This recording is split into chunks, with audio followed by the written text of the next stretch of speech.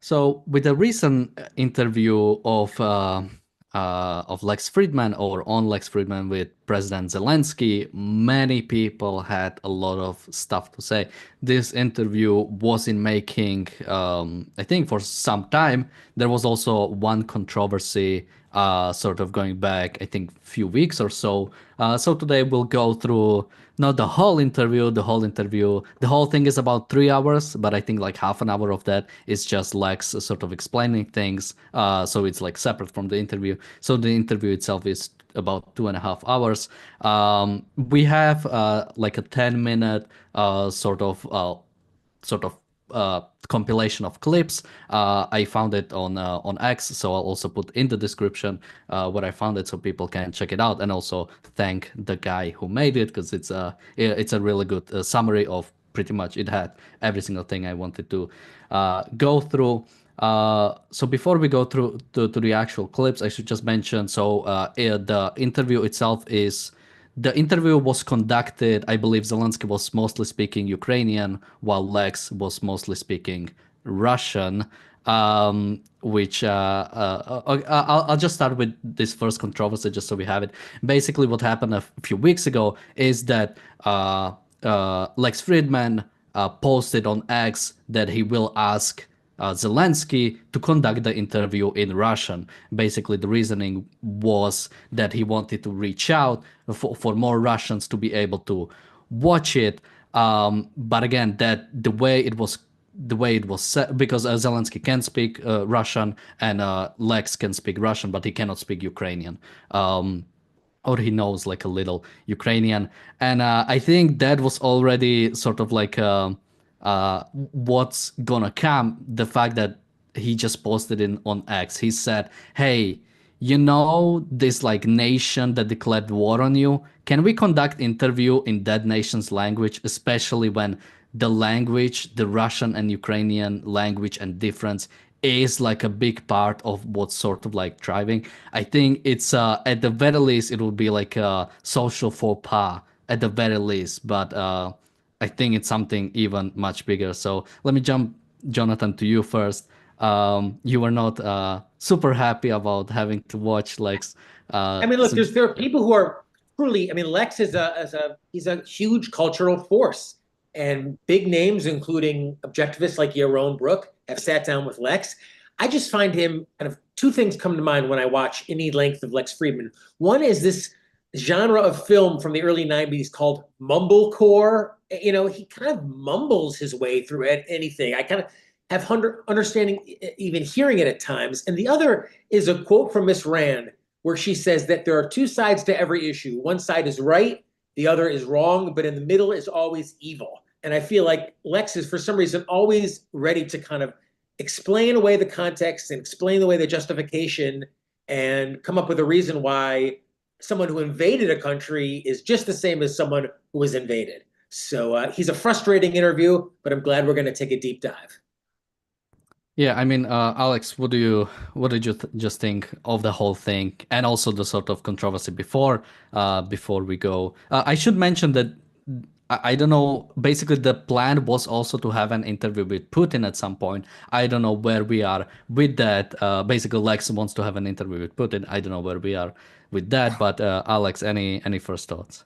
Yeah, I mean, it was as bizarre, I would say, as taking maybe like the chief rabbi of the Warsaw Ghetto and interviewing him, whilst he's still under Nazi occupation and saying, "Hey, when do you think you're gonna just like sit down and just figure it out with the SS, with the Waffen SS? Just figure it out. There's a solution. You're gonna have to compromise." They have some good points. And I even went into the whole thing expecting Lex to like make all of the same, kind of pro-Russian talking points. And to be honest, I was quite surprised because it was irreverent in many ways, It was like, Daniel, what would you do tomorrow if you woke up and you had two heads? That was the kind of thing that Lex was saying to Zelensky. Well, what if Russia joins NATO? I don't know. what if tomorrow I'm invaded by a pack of gorillas from history? What are you talking about? It was, oh yeah. And the whole someone in the chat is going, I have a dream. I just have a dream that you guys are gonna like fix it and you're gonna sit down and really just figure it out. Although he's not as animated as that. Right. I mean, it's like he comes back, and we'll roll the tape, but again and again, Lex says, I have this dream of a negotiated settlement, and again, there's the Randism of wishing won't make it so. Lex really wishes that there could just be a nice sit down, but I thought actually Zelensky pretty methodically went through the character of Putin and the nature of Putin to kind of remind Lex and remind the audience. But let's perhaps let our audience see even a little bit of it so they get a sense of what we're dealing with here. Yeah, let me just first thank Robert for his super chat. He says, sad but true, Lex gives peace and love a bad name. I mean, absolutely, we can talk about that later. We have a super chat from Christian. Thank you so much. He says, Zelensky was great. I also found the anecdote with Lukashenko very interesting, and that he has a better view of Trump than most people in my own country. And we also have a super chat from Dan. Thank you so much. I definitely want to talk about how he talked about Trump, because I think it was really interesting. We also have a super chat from Dan. Thank you so much. He says Russia, Iran, China, North Korea should join NATO. Yeah, I mean that's Great idea. Yeah, let's go to the crib. There's so much to go through. Okay. The following is a conversation with Volodymyr Zelensky. It is sometimes said that Russian is banned in Ukraine. This is not true. I'm speaking Russian now, right? This is why it's so painful to talk about the Russian language too, because look, if a person does not want to listen, they will not listen, no matter what language we speak. I disagree with you here.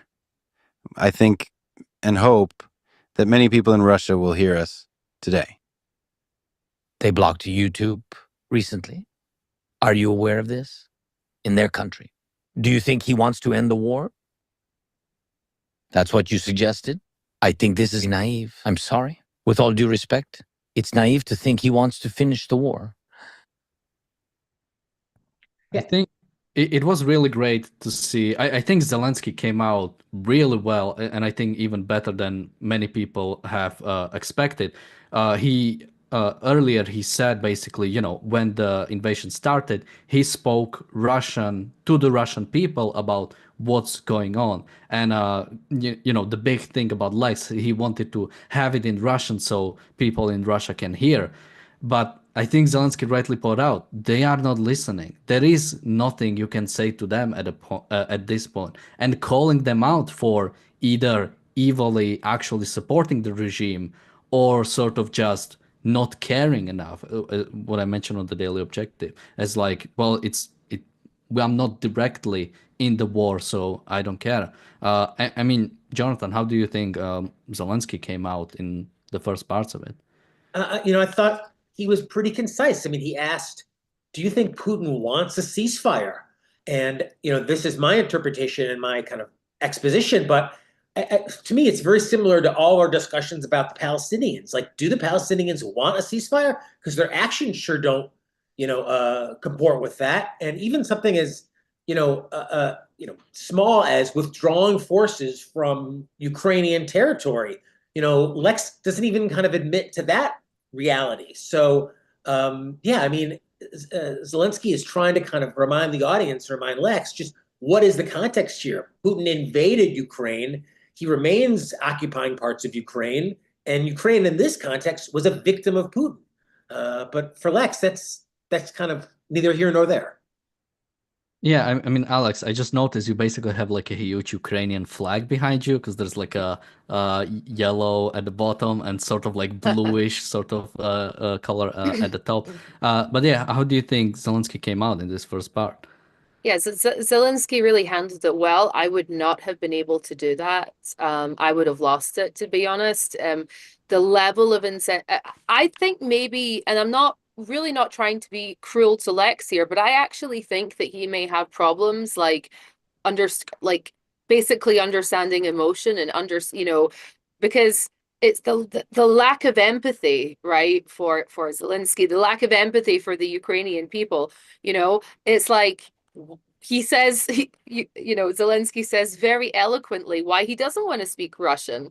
And Lex just says, no, I think you should, right? To the Ukrainian people have gone through nearly, about a century of Russification. They've been forced and, whilst having a gun pointing at their temple, basically, to learn Russian and speak Russian, and this never really dawns upon Lex, right?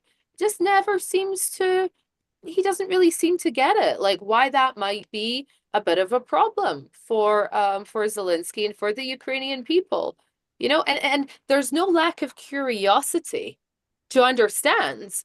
Okay, Mr. Zelensky, you don't want to speak Russian. I think you're wrong. Can you please tell me why? I want to understand more. None of that. There's none of that. I think you'll be able to reach the Russian people. How? How? Yeah, I mean the thing about language, and it's so in a sense, if you are living in like a Western world, it's sort of hard to sort of grasp. Well, it's just language. What's the big deal? But the idea of what do you call it, like Russianization, basically like Russification, yeah. Russification, yeah. Yeah. Because I'm Slovak. For those who don't know anything about Slovak history, we went through the similar thing. There was a thing called Hungarization. Basically, Hungary for 1,000 years ruled basically over the land and tried to basically wipe out the culture, so in a similar way. And sort Yeah. of on the grand scheme, in a sense, the ideas that really matter are the ideas of freedom, are the ideas of Right. individuality. So in those, it might not seem like a big deal, but when you come into this, when the whole reason why there is a war is because of Russification, is because Trump, sorry, the Freudian slip, is because Putin doesn't consider Ukraine as like an independent entity. It's just part of the Russian people, and if it's part of the Russian people, it should be part of Russia. It is pretty much the argument that like Adolf Hitler was like actually making, that it's all just one people, so we can just invade it, we can take it over. It's part of it. Zelensky also makes the point pretty quickly that YouTube has now been banned in Russia. I think that's as of the end of last year. So even Lex's own program wouldn't be available to Russians. And I'm glad he dropped that in just as a subtle reminder of just what kind of leader Putin is. So I'm putting that in the biggest air quotes possible. I mean, at one point, Lex asks Zelensky, don't you think that Putin loves his country? He loves his people. But it's like, if he loves his people, why does he, prohibit them from the most basic exercise of their own minds and curiosity, like accessing a website? Yeah, and we'll go through that. So let's continue listening a bit more. What I would want, I do have what some might call a naive dream of you sitting down with Putin and Trump and negotiating It's the a wrong deal screen, about Daniel, I think. What was I sharing? I saw some code. My bad.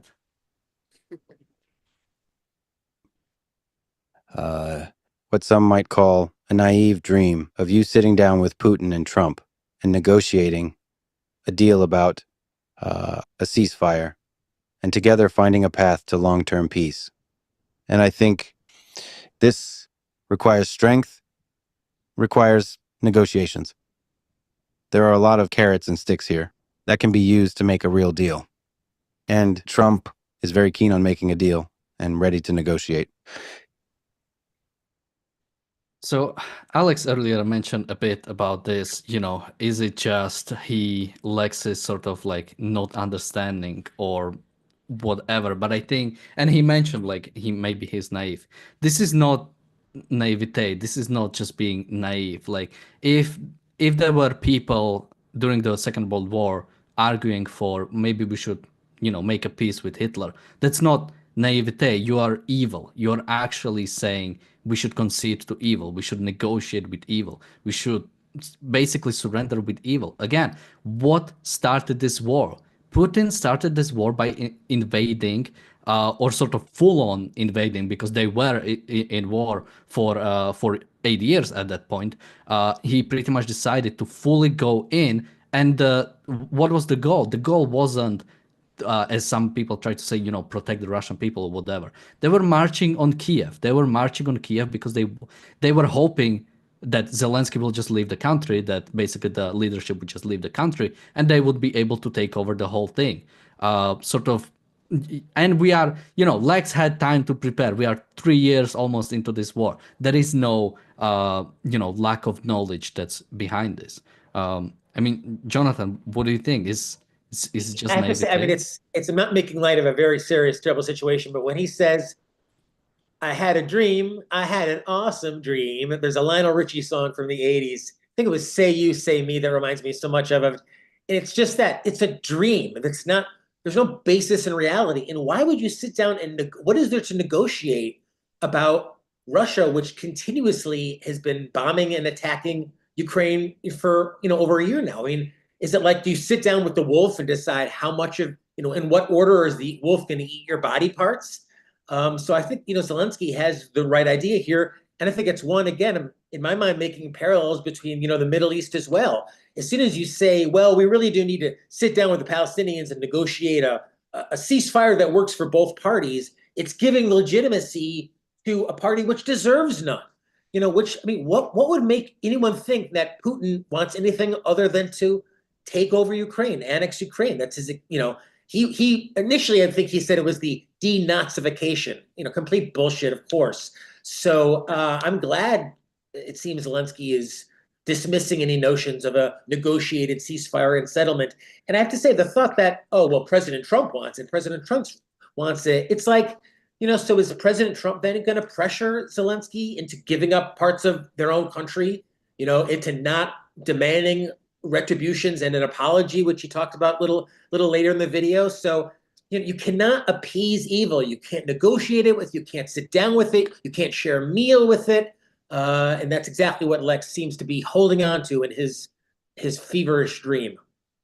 Yeah, I mean, before the show, I posted on WhatsApp a clip from, and I'm now trying to remember what is the name of that movie, The Darkest Hour, where someone from Churchill's cabinet is arguing about how they should just, negotiate with Hitler for a better deal, and how Churchill goes crazy because, yeah, you can't negotiate with evil. It's truly absurd. And if you watch the clip, it is actually like from the interview, like saying, well, maybe we can get a better deal. It is truly, that's why I think it is truly, he talks about how, any deal would require strength, negotiation, sort of achieving a real deal. Why there needs to be a deal? Why is Zelensky, why are the Ukrainians expected to make a deal? I mean, Alex, why is there like an expectation? Like, basically the sort of the argument is, or the sort of the standard is, dictators can go around the world, invade countries, violate rights, and then the good guys have to negotiate, have to be have to be the bigger man and like agree on some sort of deal. It is surrendering to evil. It is making evil possible. I mean, Alex? Yeah, Lex completely doesn't understand the situation. He doesn't understand anything. I don't know how you would have the guts, I think, to sit down with Zelensky when you don't really seem to know anything about forget the last 100 years, which is very much relevant in this context. Doesn't seem to know much about what happened in the last 2 years. He's approaching this as if he is a lawyer and he's dealing with a bitter divorce. You guys are just going to have to be bigger people, and we're going to have to, you're going to get half and you're going to get half, and you're both just going to have to whatever. It's like he totally doesn't understand. He totally doesn't get it. Even the whole thing about this speaking the Russian. So he doesn't seem to, understands what Russification was, and what even the Holodomor, okay, the forced starvation of the Ukrainians, right?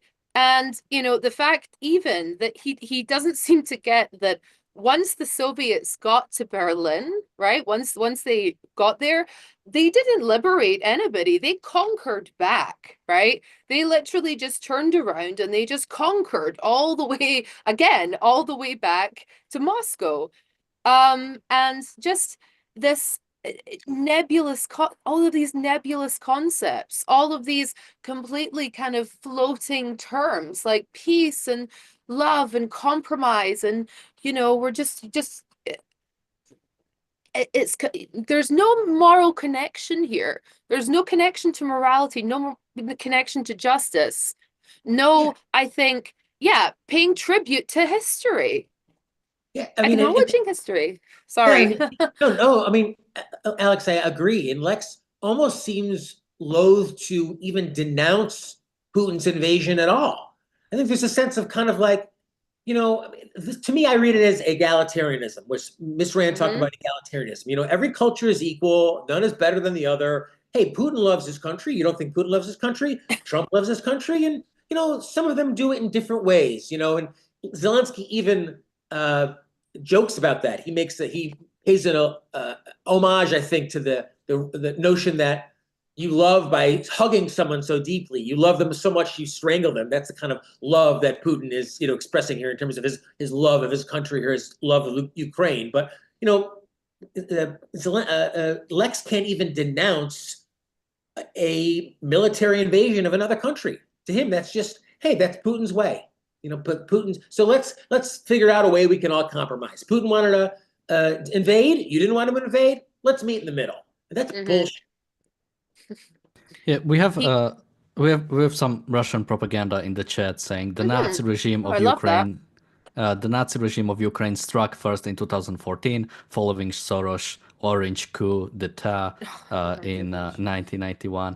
I mean, again, when you say something, I love these like conspiracies. Like Ukrainian people for few decades now clearly want Westernization, clearly want to align themselves more with the West. But anytime they do anything with that, Russia responds by invading them. Following the 2014 Maidan, they invaded Crimea. The autonomies in Luhansk and Donetsk, the people started resisting the Ukrainian regime because again they wanted to like the idea. I mean, Alex, what do you think about like this? The idea of like 2014 was like the Western coup d'etat.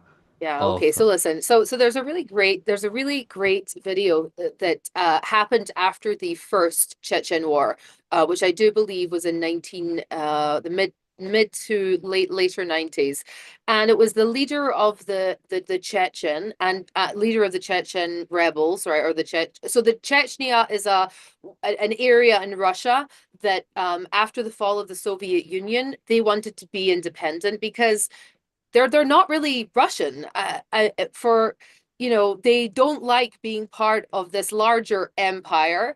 And yes, indeed, they definitely had violent elements. But the idea was that, hey, it's never been good for us to be part of this country, this federation. Okay, we want independence. And it was at the end of the First Chechen War, the leader said, "Mark my words, they will come for Crimea." They will cut, and then he will come for, Eastern Ukraine, and then it will be all of Ukraine, and then it will be Poland's, and then it was almost methodical. Okay, and that was even pre-Putin. That was Yeltsin time. All right, because the intention always was to keep this bizarre federation together. Okay, if you're not from one of the bigger cities, if you're not from Moscow or St. Petersburg, you're living like half of the country doesn't have like indoor plumbing, right? So you have people who are living in like African, mid the 1960s and 1970s, like African village style in Russia, next to diamond mines, right? Next to, just imagine what that is like, all right? And now you're going to tell me it was this massive coup. Why would they want to be independent? Why would they want to be Western, right? Why? As if you can't possibly understand that the Ukrainian people are the original Rus, right? And they're entirely different, right? From you also have to remember, the Ukrainians had the original empire, if you will, and then the Russians had Moscovia, okay? And then that later on became the Russian Empire, and everybody would have to pay tribute money, okay, to the empire for the great privilege of living underneath this horrible violence. It's you know, it's like from the 13th or 14th century, this kind of way of thinking. Yeah, and we know it is actually 13th and 14th century thinking, because one thing I guess we did get from Tucker is the interview with Putin, where he started the interview by going to the 9th century, talking about geopolitics today, and he goes back to the 9th century, which I think Zelensky, I don't think it's in this clip, so I'll mention it. I think Zelensky called him out on this. It's like, when he talked about Elon Musk, when Elon Musk is invited on Lex Fridman, he talks about, rockets, like being able to like land by themselves, saving on that, talking about modern technology. And when Putin comes on, he talks about, and I don't think this was his way of saying it, but this is my way of saying it, talking about like some savages from 9th century and how that sort of now justify what Putin is doing. Let me cover a few super chats to thank our people. We have a super chat from David the Goliath saying, Russia plus China plus North Korea plus Iran, rebirth of the Mongol Empire. Former Mongol colonies coming together after 700 years. West will defeat this alliance. I mean, we've seen already that this is not even a paper tiger. This is like a paper kitty cat. Like they are like, Russia has completely failed in Ukraine. Iran has been almost completely taken out by Israel. North Korea is sending soldiers to die to Ukraine.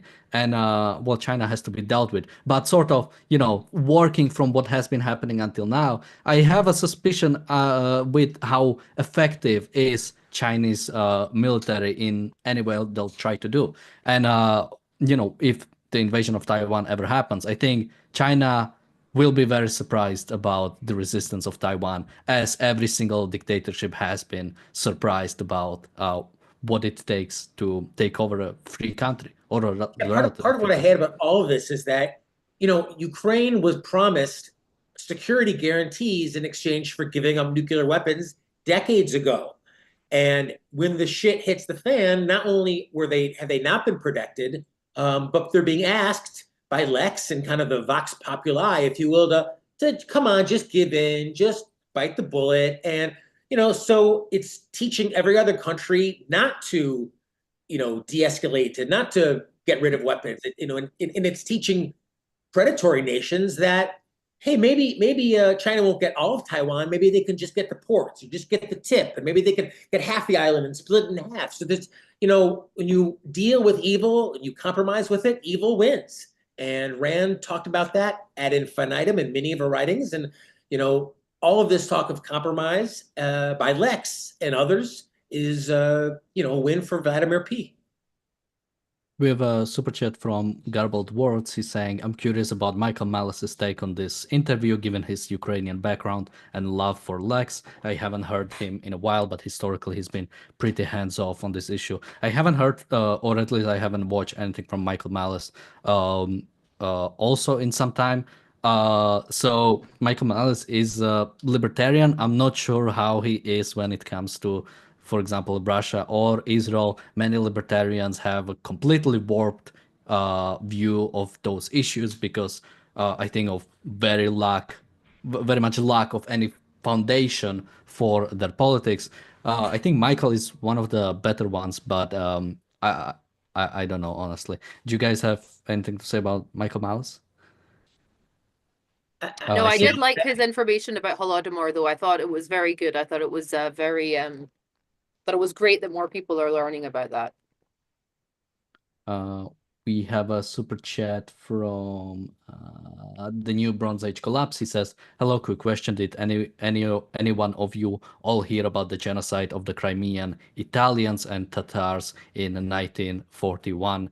Not about that one specifically, but it's not a surprise that Soviet Union has engaged in many genocide, many ethnic cleansings of their population in the pursuit of basically in the same way, Russification." We also have a super chat from Wes. Thank you so much. Super chat from Vadim. Thank you so much. And a super chat from Dan again. Thank you so much. He says, "Wasn't Russia created by the Mongol Golden Horde? Russians were under Mongol rule for a much longer period than Ukrainians." Yes, and then Kiev, it was Kievan Rus, right? So Kiev had their own empire, and then after that, it was basically the Russians have, for lack of a better word, like appropriated a lot of Ukrainian history, but they had their kind of empire of Moscovia. That was their kind of empire, and it was after the Mongol rule. But basically, they just did everything that the Mongols did, but they started in Moscovia and just came backwards, as far as I kind of understand. But also, you do need to think about who, there is an idea, I think, in Putin's head, and I think in many people's head about what a Russian is, right? And but when in actual fact you think about all of the various ethnic minorities, okay, that live in Russia, and they're the ones that are being forced to go and to fight this kind of ancient empire like war. Imagine it. Imagine I come to the Dagestani village and I say, "Hey guys, I need you to go and I need you to go and fight the good fight for us." It's Right. Right. I mean, Russia could trade with Ukraine, something mutually productive, beneficial, get the benefit of Ukraine's expertise and give them theirs. But no, it's not. And it reminds me of something that was said to Miss Rand. I had it here. Was said to Sorry, I'll just jump in because Russia wants to trade with Ukraine, but it wants Ukraine to only trade with Russia. It wants for Ukraine to basically be sort of that was the big part of the Euromaidan, is the fact that there was a deal on the table for more integration with EU, and that deal was rejected by the president, despite the fact that it was accepted by the parliament, because of some much worse deal with Russia. And basically that was what basically started it. But sorry, Jonathan. No, sure. I mean, it just, the fact that Super Chatter points out, history of Russian violence. And, there was a quote from Rand that when I've mentioned it on the program before, but when Rand left Russia in 1926 at her farewell party, someone approached her and said, and this is the quote, "If they ask you in America, tell them that Russia is a huge cemetery and that we are all dying slowly." That was true in 1926. I don't think the culture of Russia has changed one bit in literally 100 years. Yeah, as I always say, Russians literally never sort of lived under any sort of free system. It was it was basically absolutist empire for most of its existence. It had a brief period of 3 years, I would say. 3 years, 91 to 95, there was kind of this quasi-free system. I was getting to it. Yeah, it was absolutist empire, then sort of briefly tried to sort of be more constitutional. Then it was Soviet Union. Then after the collapse, as you said, although, there was a lot of problems in the 90s with Russia. But once sort of the thing stabilized, Putin took over, and we've been here pretty much since. So Yeah, but let's watch more of the interview because we barely watched anything. Can I ask you a question? Yeah. President Trump will be in the same situation as I was in 2019. Precisely the same situation. I want to end the war. We want a lasting peace for Ukraine. We must do this. The ceasefire, exchange people, and then diplomatically return all territories. And we will do this through diplomacy. What will happen next with President Trump? If the ceasefire happens without security guarantees, at least for the territory we control, what does he get?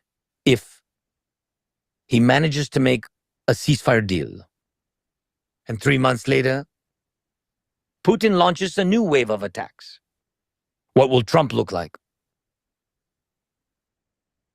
Now, I really like the way Zelensky talks about Trump. I think he appeals specifically to what Trump cares about, and it's how Trump looks. Basically saying, hey, Trump, if you make a deal and then Russia attacks, you'll look bad. You don't want that. And I think it's a pretty like yeah, it's an understanding of what Trump is about. And yeah, I mean, Jonathan, what do you think about this part, him talking about Trump? Because I think someone earlier mentioned in the chat that Zelensky seems to have a very positive view of Trump, in a sense. Jonathan?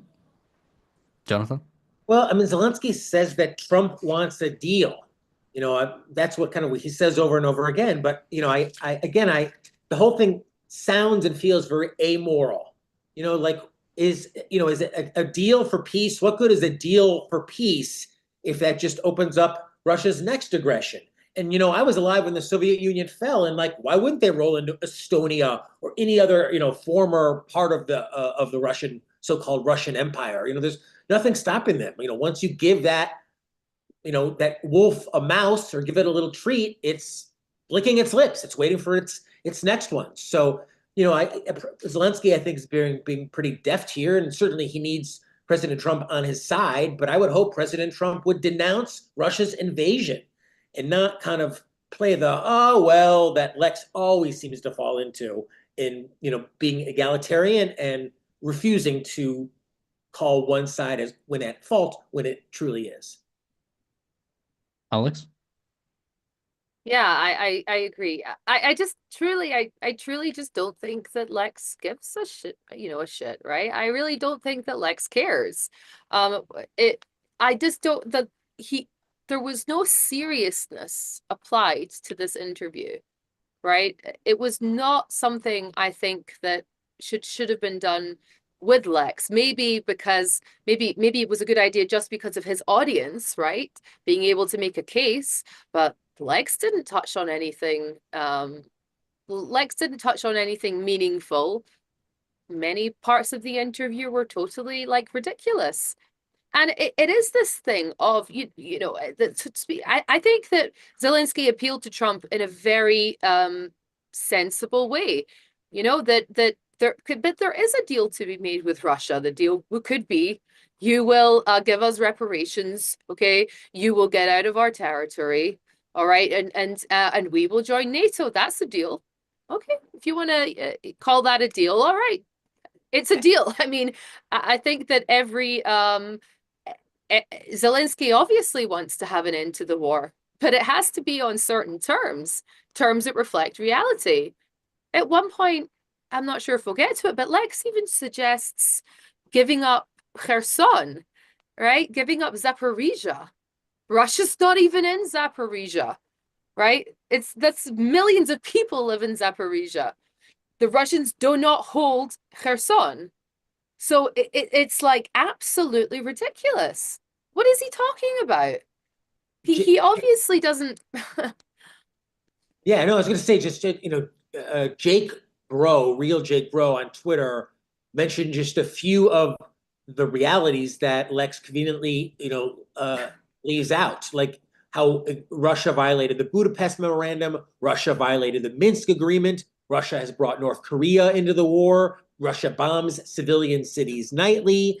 He leaves it all out, and it reminds me of you guys might remember Larry King was a famous interviewer for many years. And Larry King's big thing was that he didn't do any research. He went into every interview, no research, just kind of like whatever is off the top of his head. This is what it seemed like for Lex. He was just kind of, hey, I'm hoping we can all get a dream, and I had a dream we can have a deal for peace.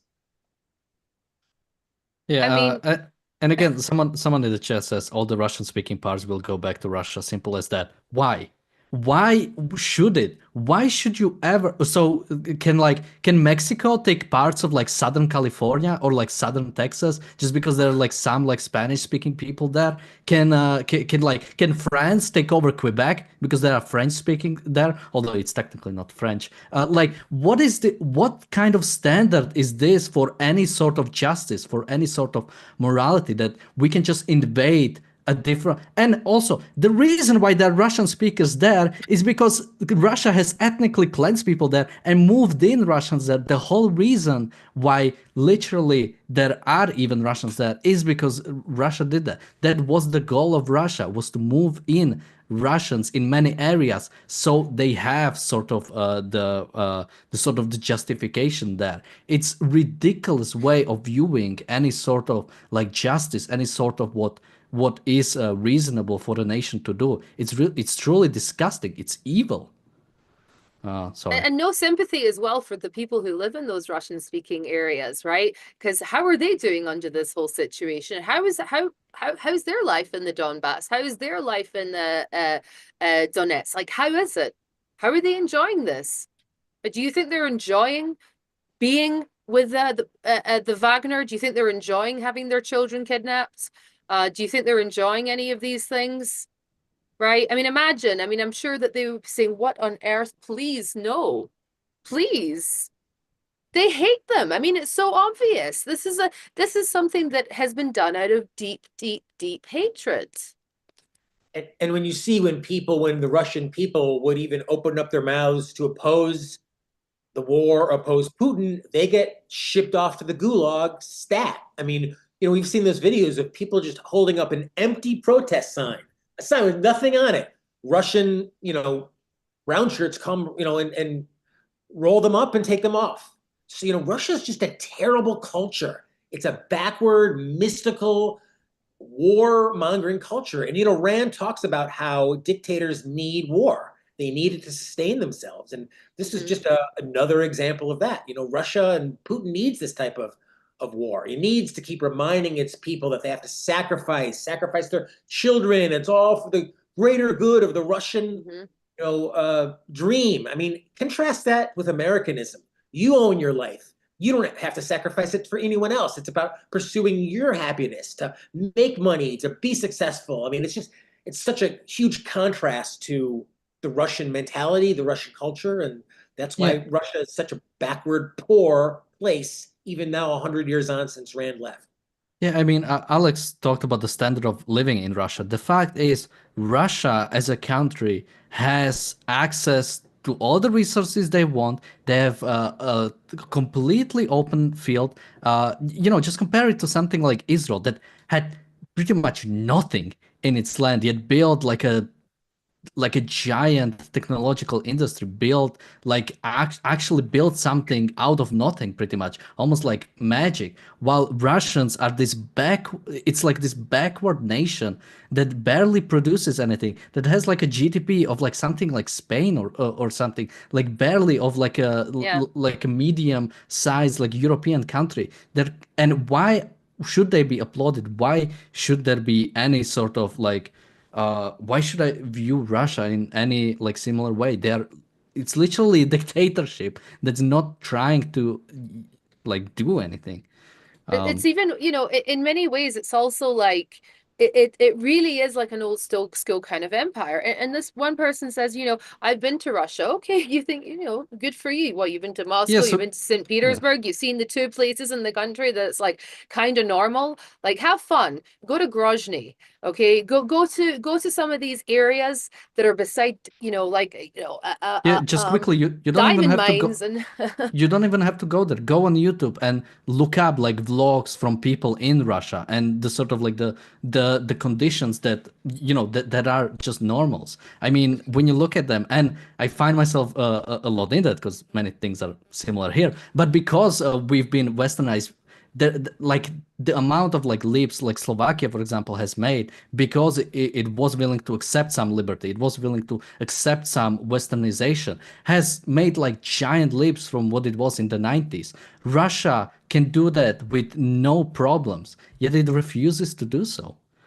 Yeah, and I hate the fact that at least among some, I think on the so-called right wing here in the States, there is an admiration for Russia for some reason. People like the fact that Putin is strong, he's tough, he's not woke, and for them, I assume marching in and invading another country is just another example of that. Hey, as Lex remind us, Putin loves his country, right? I mean, that's just his whole mentality here. But there's nothing strong about invading. There's nothing strong about pulling up kids, 15, 16, 17, 18-year-old kids, and sending them off to fight in a truly senseless war. I mean, you can't think of a bigger senseless war than this.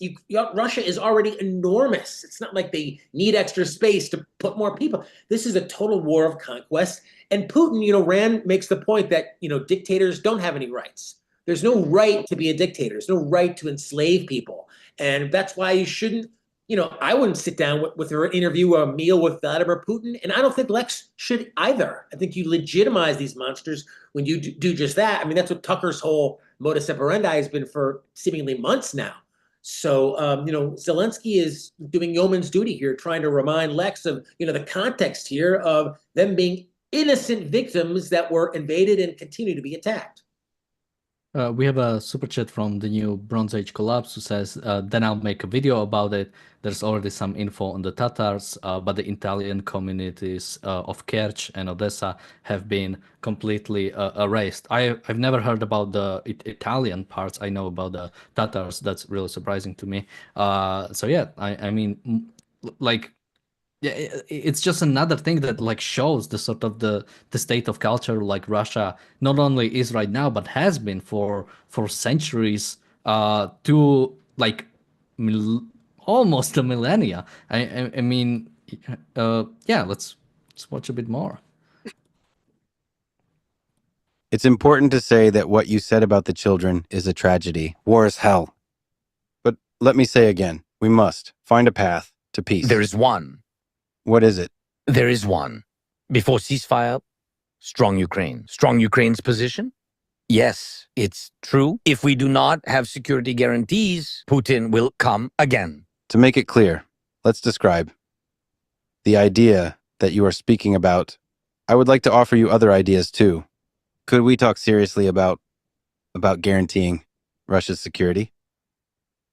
Okay, can I interview you a little? Question is, what land is the war happening on? And where did it start? It's our first meeting. During the second one, you will be more on our side. Yeah. But it's just You're very convincing. We will see. Very charismatic. Yeah. Again, I would like us to find a path to peace. So let us nevertheless try to start in the middle. Your Russian isn't that good either. Huh. And I told you Yes. that this is only our first meeting. My English is not very good either. Your English is very good. Thank you. To be honest, I'm terrible at speaking in. Yeah, I mean, who can guarantee Russia's security? I mean, that is despicable. That is like truly evil. Like, as if, when was Russia invaded last? When? Barbarossa. Yeah, in like World War II, and since nothing happened. Like this idea that the West is just cannot wait to invade Russia, to take over a pointless economy that barely produces anything, barely like sustains itself. Again, is ridiculous. And sort of like using that as like you are. I mean, what is the? Again, it's so crazy. Like, imagine like going like at night on the street and shooting at people because you're afraid that someone might like look at you in the wrong way, or maybe might like come after you. That's what Russia is doing. Russia is invading every single country that it can around its borders just because of some phantom idea of like some perceived threat. Not to mention that the reason why people join NATO is because they are afraid of Russia. So this whole thing is like the fact that like Lex brings it up is what's truly terrible. Yeah, I mean, and it's, Jonathan. I have to say, it's like chilling the way Lex continually, we've only seen, what, 2 or 3 examples in today's program, keeps going back to this, I have a dream of a, negotiated settlement. It's like, it's so apart from reality. And, Zelensky spends multiple hours kind of trying to explain to him the whole context, the whole reality. And, it like falls on completely deaf ears with Lex. He has a dream of a negotiated peaceful settlement. Well, what would give any indication that that's what Russia wants at all? Yeah, and yeah, I mean, I had like a point, but I forgot it. Alex? I have a dream about living on a marshmallow cloud, right? I mean, makes as much sense as asking about, what about Russia's security guarantees? Who in the right mind is going to invade Russia? I mean, it is like like the last person. I think the last who need to, like right. Dictatorships need war. They need that type of, but like, what is, Finland is kicking ass. Sweden is kicking ass. These are countries that are making money, that are creating, that are productive. Russia, as you pointed out, Alex, does none of that. Yeah, exactly. And I think that really is the thing about dictatorship, is that the more a dictator starts to kind of wobble, right, the more he has to keep testing the loyalty, purging the military a little bit more, cracking down on any kind of freedom, right, and from the civilians. That's what a dictatorship has to do, right? When they're feeling threatened, that's when they're at their most dangerous. And we can see that very, very clearly, that it's a complete lack of a connection with reality, to tell you the truth. I really don't know if Lex is all there. I mean, I'm really not trying to be too disparaging, but there is no connection to truth, no connection to material, just no material. Just Do you think part of it is him like doing the whole, I'm just asking questions, I'm just a journalist, I'm not going to take sides? No. Because there's a massive, when Tucker speaks, for example, Tucker Carlson, there's a massive dishonesty in what he's saying. You can see he doesn't believe in what he's saying. He's just out there for the shills. That's all he's doing. But with Lex, you just feel this, he doesn't get it. He just simply does not comprehend the situation.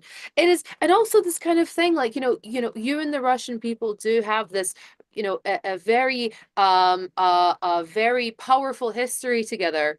Well, so do the Jews and the Nazis. What does that mean? Is it a good history, right? The Jews and the Nazis also have a very connected history. I mean, what does that mean? Does that mean anything? Means absolutely nothing. It was just miserable and disconnected from reality. But I think it was a very good thing. I think it was a very good interview for sort of speaking to the MAGA crowd, right, who don't know anything maybe about like the war in Ukraine, and that maybe they come into things knowing exactly just about the same amount that Lex does. And for that reason, I think it was powerful. But Lex did not come across well. Really. This really did not. Yeah, so someone is saying he's smart and evil. Maybe. Oh, and someone's saying I need to go and read a book. Thank you. I'll go and read Pravda. Yeah, and I mean, going to the idea again, just to mention it again, the idea of expansion of NATO and that like warranted like Russian aggression. Yeah. I mean, ask yourself, when did NATO start sharing a border with Russia? Russia has invaded Ukraine in 2024, so maybe there was 2022. So maybe there was a NATO or sort of a country that joined NATO on border with Russia in like 21, 20, 2019, 2004. 2004 was when the Baltic countries, together with a few others, among them Slovakia, have joined the NATO, and that's when Russia started sharing a border with NATO. Are you telling me it took them 20 years to finally do something about it. Maybe it wasn't like such a big deal if it took like 20 years to like, well, now it's like a problem. It's clearly just trying to find any, again, as a dictatorship, you don't need to like have a reasonable like justification for war. You just need to put something there so propagandists like in our YouTube chat have something to argue about, and yeah, that's enough for you because again, you're a dictatorship. You don't allow free speech. You don't care what people say. You just force people to do what you want. That's the essence of a dictatorship. Yeah, well, So we, also like the whole thing about expanding NATO, that thing just comes. yes, Yeah, sorry, sorry. just quickly. We only have like a minute left, so we Okay. won't watch more. But we'll still go around just for last thoughts. So Alex, sorry, you can continue. I just wanted to mention we are wrapping up. I was also just saying about this whole thing about, that Russia, right, was promised, this is their argument, was promised that NATO would not expand 1 inch to the east. When was it promised that? Was it promised that in 1989? And they're talking actually about militarizing East Germany, okay, after the Berlin Wall fell. How on earth could NATO have expanded, right, so to speak, right, to the east in 1989? That was the Soviet Union, unless the Soviet Union was going to join NATO. So, but again, this argument, it just takes on a life of its own, and NATO is this, Yeah, I'll just to like re-clarify it. That statement, the only way for NATO to expand east when the statement was made was by actually invading a Warsaw Pact country, because the sort of Warsaw Pact, which was the sort of the military agreement of Soviet Union and its satellite states, was complete. That was the iron, what was it, Iron Curtain. Iron Curtain, yeah. Iron Curtain. That's what it was. There was no way to expand. So again, that simply doesn't hold any ground again. Jonathan, any last thoughts? Yeah, well, we cast a critical eye at, the media. We do it through the lens of Miss Rand's philosophy of objectivism, and we hope that you check it out. One idea, if you're interested in objectivism, is Miss Rand's treatise on Americanism, a new textbook of Americanism. It's at Amazon, and it's a real eye-opener for people who believe in life, liberty, the pursuit of happiness, and truly Western ideals. I recommend it on Audible. I downloaded it on Audible. I don't really have time to read books, but it's really fun if you have a commute that you're having to take every day. You can get definitely an hour done and then another half an hour. And it's Jonathan that does the narration. So I've listened to it several times now. So with Audible, I think it's the best version, to tell you the truth. Or the best mode of listening to it. We have a last-minute super chat from Garbled Words. He says, "Can you still mend Russia concerned about NATO encroaching on their border? What's Oliver Stone's argument?" Well, I'll try to still mend. Maybe you guys can add. My understanding is pretty much it's like a geopolitical thing. Basically, the Russia as a region is mostly flat. Basically, if there is a different nation that tries to invade it, they can pretty much just steamroll through. So that's why they expanded east as far as they could up to the basically the Pacific Ocean, and that's why they tried to expand as much west as they could. That's why they established after the Second World War. That's why they established a bunch of satellite republics to basically have something there before someone encroaches on actual Russian territory. That's why Russia wants to annex Ukraine. That's what Russia wants to annex Belarus, or at the very least have it as a satellite state, so they have this protection. It's purely geopolitical argument. There is no individual rights respecting way of understanding it. If you are a free nation, free nations don't get attacked by other free nations. If Russia again, even when dictatorships also don't get invaded just because Western nations had sort of, well, we don't have what to do now, so we're just gonna find a random nation and invade it. The dictatorships only get invaded when they invade someone else. or where there is a perceived threat. So that would be, I think, like a steel man for sort I of also just Russia's want to kind of concern. say, like, if you know, Russia's security has been degraded to such a point because the military has been put in Ukraine, and they're now also trying to defend Kursk. If I wanted to, I reckon I could just kind of walk in and just, you know, me and a couple of friends could take Moscow tonight. You know, because they don't have a military at the border. Okay, they can't defend. So you know, they're so threatened, right, by NATO, I suppose, that they have removed all of their troops from the border. Okay. All right, cool. Nice story. All right. Any more thoughts, Jonathan? Just thanks to our super chatters and our members, and we'll be back here tomorrow. Thank you, everybody, for watching. We'll see you tomorrow with another episode of The Daily Objective and The Reality Show. Thank you, and bye-bye. Good job.